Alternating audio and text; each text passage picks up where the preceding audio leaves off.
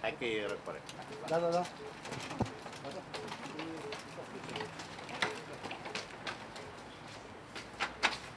Vezi, domn doctor? Eu nu știu să iei așa în față, drept în față. Așa că ușa este. Nu vă puneți celui loc, așa.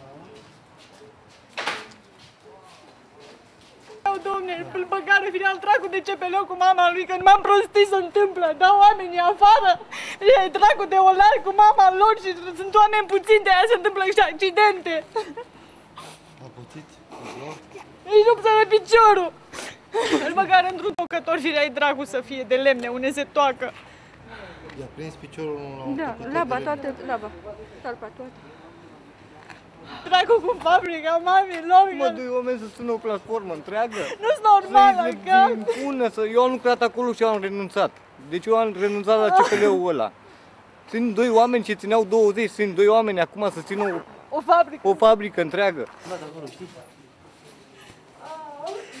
Un accident de muncă. Cum s-a întâmplat?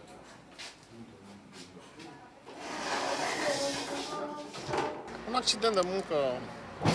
Un accident de muncă, ce să ai? Neglijență clară. Așa, i-a prins piciorul, laba piciorului drept.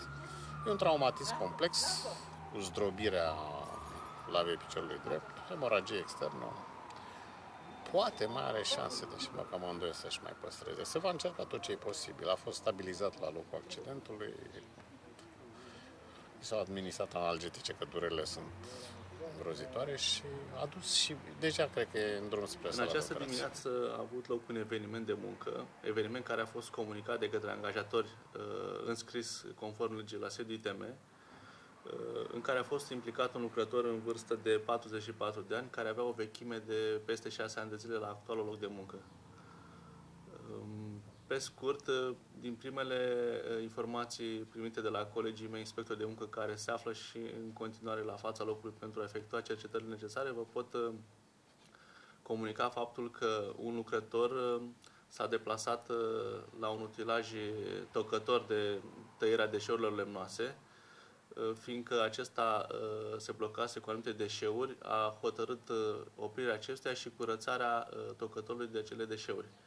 Un alt coleg care s-a apropiat de utilaj, fără să verifice dacă în interiorul acestuia se afla o persoană sau cineva, a cuplat utilajul pornindu-l și în mișcarea angrenajului laba piciorului drept al primului lucrător care se afla înăuntru pentru a-l curăța a fost rivită.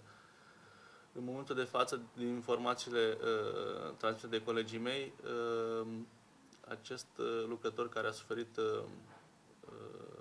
leziunile la piciorul drept a fost transportat deja la spitalul județean și se află în cadrul intervenției chirurgicale.